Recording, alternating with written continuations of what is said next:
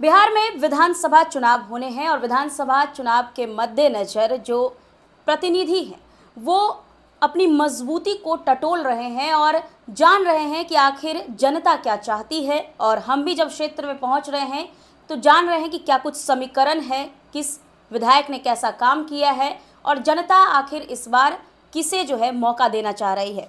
और इसी के कड़ी में इस वक्त हम पूर्वी चंपारण के मोतिहारी के कल्याणपुर विधानसभा में मौजूद हैं। हमारे साथ जो शख्स जुड़े हुए हैं इस क्षेत्र के बीजेपी से कद्दावर नेता हैं और बता दें कि कल्याणपुर उत्थान मोर्चा और चंपारण युवा संघ के संस्थापक भी हैं और एक प्रोड्यूसर के तौर पर जो है ये जाने जाते हैं और इस क्षेत्र में काफ़ी इनकी मजबूती है। लेकिन इस वक्त कल्याणपुर के बारे में हम छोटा सा संक्षिप्त में आपको बता दें कि 2010 से यहाँ पर चुनाव हो रहा है। 2020 में ये चुनाव लड़े थे, निर्दलीय लड़े थे और कई पार्टियों में भी रह चुके हैं। इस बार जानेंगे कि क्या कुछ जो है राजनीतिक तौर पर इनकी मंशा है या फिर एक कार्यकर्ता के तौर पर, एक सेना के तौर पर कार्य करेंगे बीजेपी के लिए। सर, सबसे पहले आपका स्वागत है हमारे आपको और आपके जितने सारे दर्शक हैं, राष्ट्रीय खबर के सारे दर्शकों को मेरा नमस्कार है और स्वागत है। जी। सर, सबसे पहला चीज़ कि राजनीति करने वाले लोगों में एक मंशा जरूर होती है कि हम किसी पद पर बैठे और विकास से जुड़े, क्योंकि जब तक वो किसी पद पर रहेंगे नहीं बहुत अच्छा विकास कर नहीं पाएंगे। तो यदि देखा जाए तो 2020 में आप चुनाव भी लड़े, निर्दलीय लड़े, वीआईपी पार्टी में भी रहे और फिर 2024 में जो है किसी कारणवश आप बीजेपी में आ गए। सबसे पहले ये बताइए कि बीजेपी में आने के बाद कितनी मजबूती जो है आप इस क्षेत्र की जनता को दे पा रहे हैं, क्या कुछ सरोकार कर पा रहे हैं? देखिए, सबसे पहले मैं आपको बताऊं कि 2024 में मैं भाजपा में आया और आने के अभी प्रेजेंट में भाजपा में आरजेडी के यहाँ पर विधायक हैं जी। और आप सोचिए कि आरजेडी के विधायक होने के बाद भी जब मैं इसमें आया और आने पर मैं करीब 15,000 वोटों से हम लोगों ने आम चुनाव में, लोकसभा के चुनाव में हम लोगों ने, हमारे जो उस वक्त हमारे संसद महोदय माननीय राधा मोहन सिंह जी हैं वो थे और उनको हमने इस विधानसभा से जीत दिलाया। ये आप इससे आप समझ सकती हैं कि हम आए तो कितना मजबूती आया, क्योंकि यह सीट भाजपा की नहीं थी, यह सीट आरजेडी की थी। फिर भी हम यहाँ लगभग 15,000 वोटों से हम लोगों ने जीत हासिल किया। तो अगर मजबूती के आप एग्जाम्पल लेना चाहती हैं तो बेस्ट एग्जाम्पल मैं यही दे सकता हूँ। पहले आप चुनाव लड़े हैं तो परिचित चेहरा तो है ही। जी, परिचित चेहरा था। 2020 में मैं चुनाव लड़ा था और उसमें कोरोना का समय था। अच्छी बात ये थी कि सारे भारत से हमारे जितने बिहार के हमारे भाई लोग थे लगभग सब गाँव में आ चुके थे और मुझे अच्छा लगा, सबके पास गया। मैं आपको बताऊं कि कल्याणपुर 2020 में मैं जब आया तो मैं सोचा कि कैसे चुनाव लड़ूं, तो मेरे दिमाग में आया कि क्यों ना मैं डोर टू डोर जाऊं। और 2020 में हमारे कब 34 पंचायत है, 34 पंचायत का मैं पूरा का पूरा डाटा निकाला, फिर निकलवाया। फिर उसके बाद में जितने वार्ड हैं वार्ड के पास गया और कोशिश किया कि जितने हमारे वहाँ पर घर हैं, जितने लोग गाँव हैं, सब गाँव में जाऊँ और गया, लोगों से मिला और सभी लोगों का आशीर्वाद प्राप्त हुआ। एक बहुत बड़ा अच्छा अनुभव था हमारे लिए। विधानसभा का चुनाव आ रहा है, कैसे देख रहे हैं? क्योंकि पहले चुनाव लड़े हैं तो जाहिर सी बात है इस बार भी बीजेपी में जाने के बाद आपकी मंशा होगी चुनाव लड़ने की। देखिए, नेता जब होता है तो उसकी इच्छा होती है नेतृत्व करने की। नेता का मतलब ही है नेतृत्व करना। और किसी को भी, जैसे आपने थोड़ा देर पहले कहा, बहुत अच्छा कहा कि भाई चुनाव लड़ने के बाद एक पद मिलता है, कद मिलता है, जिससे हम विकास के कार्यों में बहुत हद तक प्रगति ला सकते हैं। एक अभी हम कुछ नहीं है तो एक आम व्यक्ति हैं, पार्टी के लिए हैं, लेकिन नॉर्मल में सरकार की तरफ से एक आम आदमी हैं। तो इच्छा तो है और रहती भी है। बाकी हम जिस पार्टी में हैं, जिसका नाम भाजपा है, आपको मालूम है कि विश्व की सबसे बड़ी पार्टी है, अनुशासित पार्टी है। उनका सब कुछ निर्णय सोच समझकर होता है। तो अगर उनको लगता है कि ऋतुराज पांडे में वो काबिलियत है, ऋतुराज पांडे हमको जीत दिला सकते हैं, तो भाजपा सोचेगी। और हमारे जो यहाँ गुरु हैं, जिसको मैं गुरु मानता हूँ, माननीय राधा मोहन सिंह जी हैं, अगर उनका आशीर्वाद रहा, वो जो चाहेंगे वही होगा। ऐसे मैं बता दूं कि हमारे कल्याणपुर या मोतिहारी में वो जो चाहते हैं, और इसलिए चाहते हैं कि उनको मालूम है कि कौन व्यक्ति कब कहाँ जिता सकता है, कौन व्यक्ति कब कहाँ से अच्छा हो सकता है। तो अगर उनकी इच्छा हुई, उनका आशीर्वाद रहा, जनता के आशीर्वाद रहा, तो मैं जो चुनाव जरूर लड़ूंगा। क्योंकि सांसद जो है वो महत्वपूर्ण हो जाते हैं, उनके अंदर जो विधानसभाएं आती हैं तो उसका डिसीजन उनको मिलता है करने। सिर्फ संसद ही नहीं है, हमारे पार्टी के आप बहुत ही अच्छे संगठन के कार्यकर्ता हैं। बिहार कोर कमेटी के सदस्य हैं, उसके बाद कई बार के सांसद हैं। जब से अपना पूर्वी चंपारण बना है रेगुलर 4 बार रहे। इसके पहले जब ये मोतिहारी संसद बोला जाता था उस वक्त भी ये 3 बार रहे। 7 बार के सांसद रह चुके हैं हमारे यहाँ से रेगुलर, और एक ही जगह से। सबसे बड़ी बात क्या होती है कि बहुत ऐसे लोग हैं जो 7 बार रहे होंगे लेकिन उन्होंने जगह चेंज किया होगा। ये एक ही जगह से 7 बार रह चुके हैं और संगठन में काफ़ी मजबूती है और वरिष्ठ भी हैं। सब लोग इनका इज्जत करता है और करे तो क्यों नहीं। अभी भी 6 में से 5 हम लोग हैं। अभी आज के टाइम में पिछले साल जो 2020 में चुनाव हुआ उसमें मैं भाजपा में नहीं था, तो भाजपा ने ये 6 हमारा विधानसभा है, 6 में से 5 एक एनडीए में है और 4 भाजपा में है। एक कहीं ना कहीं मैं खड़ा हुआ और खड़ा होने से कहीं ना कहीं, उस वक्त मैं पार्टी में नहीं था लेकिन अब पार्टी में हूँ, तो कह सकता हूँ कि कहीं ना कहीं हो सकता है कि मेरे खड़ा होने से हमारी ही पार्टी को अब नुकसान हुआ होगा। जी। लोकसभा चुनाव से पहले ही जो है आप इधर आ गए, क्या वीआईपी में से आपको चुनाव लड़ना था यहाँ का लोकसभा? नहीं, वीआईपी में मुझे चुनाव नहीं लड़ना था। देखिए, आदमी को हमेशा अपना कद देखकर ही और चादर देखकर ही पैर फैलाना चाहिए। मैं वहाँ उस काबिल नहीं था। मैं तो अभी कल्याणपुर के लिए आया था, कल्याणपुर की जनता के सेवा के लिए हूँ और रहूँगा भी। टिकट अगर नहीं भी मिलता है, चुनाव नहीं भी लड़ता हूँ, तो भी मैं जिस ढंग से पिछले कई सालों से हूँ उसी तरह मैं आगे भी रहूँगा। ऐसा नहीं कि मैं एक ऐसा व्यक्ति हूँ कि 2020 में जब रिजल्ट आता है चुनाव का, और रिजल्ट के नेक्स्ट डे से मैं क्षेत्र में घूमना शुरू कर दिया था। रिजल्ट में हारने के नेक्स्ट डे से मैं क्षेत्र में घूम रहा हूँ। इससे लोग तो जल्दी बाहर भी नहीं निकलते हैं और अभी बहुत सारे लोग आएंगे। लेकिन आप जाइए किसी भी पंचायत में जाइए, पूछिएगा कि ऋतुराज पांडे आपको दिखाई पड़ते हैं कि अब भी आए हैं, तो सब लोग आपको बताएगा कि नहीं, मैं कल भी था, आज भी हूँ और आने वाले समय में भी रहूँगा। तो ऐसा नहीं। फिर उस वक्त क्या था कि वीआईपी में होता है, देखिए, विचारों का खेल होता है। कभी कभी हम कुछ और सोचते हैं, आप कुछ और सोचते हैं।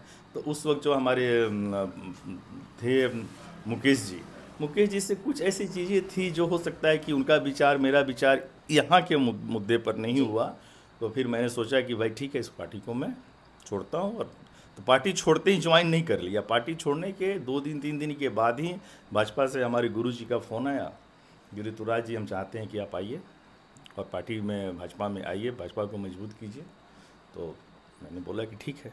बात बनी थी कि 2025 में, देखिए, हम अब पहले भी मैं बोला और आज भी बोल रहा हूँ मैं कि भाजपा अनुशासित पार्टी है। उनको मालूम है कि अगर ऋतुराज जी उस लायक हैं तो बात बनने से। अभी दिल्ली का एग्जाम्पल लीजिए ना, आपको दिल्ली में सीएम का फेस दूर दूर तक रेखा जी थी नहीं। गुप्ता जी का नाम महज 7 से 8 दिन पहले से चर्चा में आया कि नहीं आया, और कहाँ से लाकर कहाँ भाजपा ने बैठा दिया। आप यूपी का, अपना एमपी का एग्जाम्पल लीजिए, आप राजस्थान का एग्जाम्पल देखिए। भाजपा हर एक समूह का पार्टी है।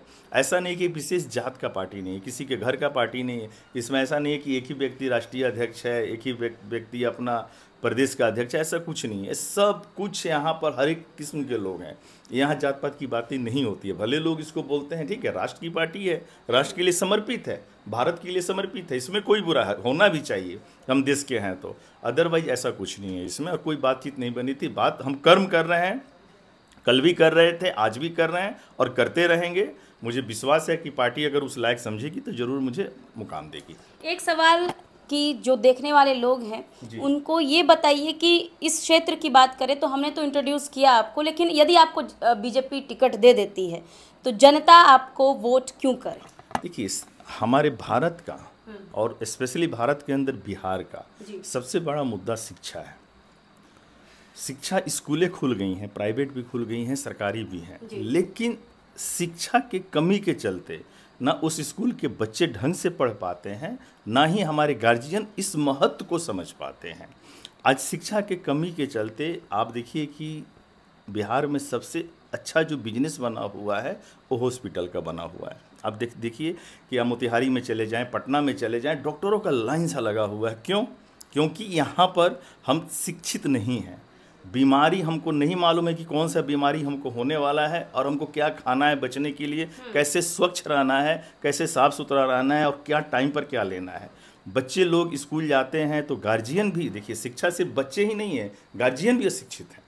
जिस दिन गार्जियन भी हमारे शिक्षित हो जाएं तो आप सरकारी स्कूल में कभी कभी जाता हूं, मुझे बहुत दुख होता है कि हमारी सरकार, एनडीए की सरकार, नीतीश जी ने सबको स्कूल ड्रेस दिया हुआ है, खाने का व्यवस्था दिया हुआ है, लेकिन अब जो काम करेंगे स्कूल के टीचर ही करेंगे। एक पेरेंट्स के नाते गार्जियन को भी जाना चाहिए, कभी स्कूल में देखना चाहिए कि हमारे बच्चे को क्या भोजन मिल रहा है, उनका ड्रेस साफ़ है कि नहीं है, घर से नहा कर निकल रहे हैं कि नहीं निकल रहे हैं। ये सब चीज़ें तो गार्जियन का होता है ना। तो इस सबसे पहला और अंतिम दो ही मेरा मुद्दा है कि शिक्षा। घर घर का एक एक व्यक्ति अगर शिक्षित हो जाएगा तो भारत और बिहार जैसा राज्य और भारत जैसा देश पूरे संसार में आपको नहीं मिलेगा। चलिए, निष्पक्षता के साथ जब हम पब्लिक रिएक्शन कर रहे हैं आपके क्षेत्र में, तो देख रहे हैं कि लोग जो यहाँ के आरजेडी के विधायक हैं मनोज यादव, उनसे खुश नहीं हैं और जनता कह रही है कि या तो जेडीयू या तो बीजेपी, और हमने पब्लिक रिएक्शन दिखाया भी है, तो कोई लोग आरोप नहीं लगा सकते हैं। क्या कहेंगे? तो एक मौका मिलता है।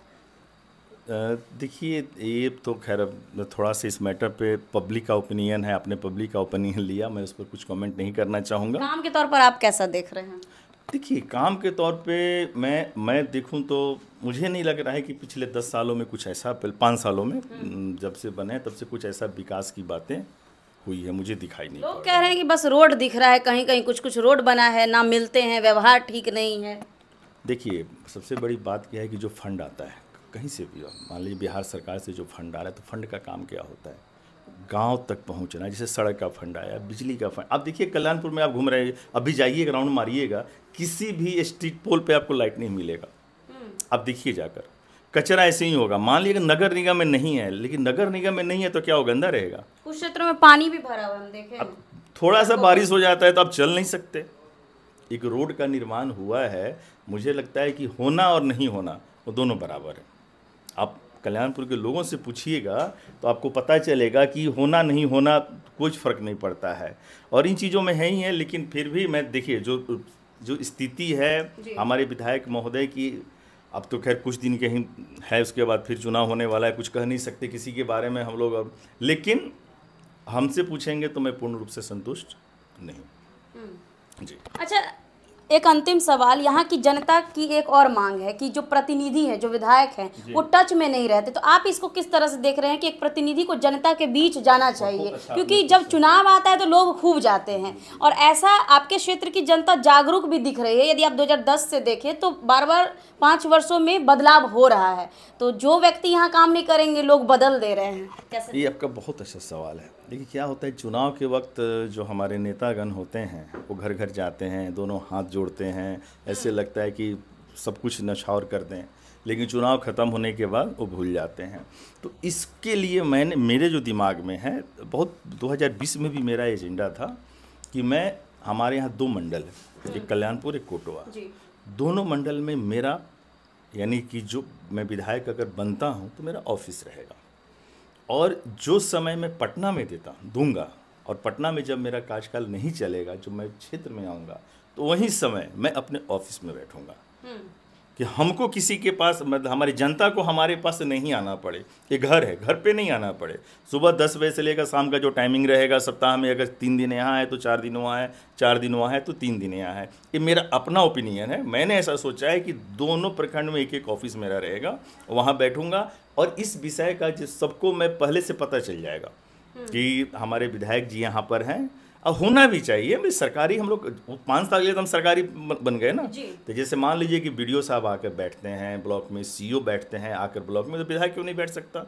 जब थानेदार बैठ सकते हैं तो विधायक क्यों नहीं बैठ सकता? बैठना चाहिए। और जब बैठूंगा तो जनता हमारे पास जो भी उनका समस्या है, समस्या को लेकर आएंगे, उसको समस्या का समाधान हम लोग मिलजुल कर करेंगे। हम बीजेपी यदि टिकट नहीं देती है तो बहुत सारे नेता बागी भी बन जाते हैं, कार्यकर्ता के तौर पर काम करना है। बिल्कुल सही बात है आपका, लोग बागी हो जाते हैं, लेकिन मैं ऐसा नहीं सोचा हूँ और होना भी नहीं है। मैं अपने आप को समर्पित किया हूँ बीजेपी में, और मैं आने वाले, मतलब कि मैंने तो पहले भी बोल दिया है कि जब तक हूँ तब तक भाजपा में रहूँगा, भाजपा से मैं अलग नहीं जाऊँगा।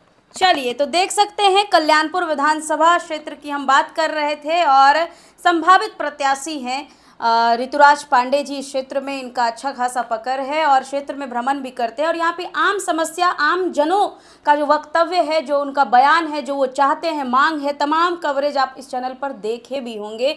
और जाहिर सी बात है, जो हम कह रहे हैं कि इस क्षेत्र के लोग नाराज हैं क्योंकि विधायक जी जो है क्षेत्र में पहुँच नहीं रहे हैं, लोगों के बीच नहीं पहुँच रहे हैं। और अब जनता जागरूक हो गई है, चाहे बिहारी क्यों ना हो, यहाँ पर लोग प्रतिनिधि को अपने क्षेत्र में जो है चाहते हैं कि उनके दुख सुख में जो है लोग पहुँचे। सड़क गली नली बनाने से ही नहीं होगा, जनता के बीच जो है जुड़ना भी पड़ेगा। तो तमाम चीज़ों पर हमने बातचीत की। बहरहाल खबरों में इतना ही, देखते रहे।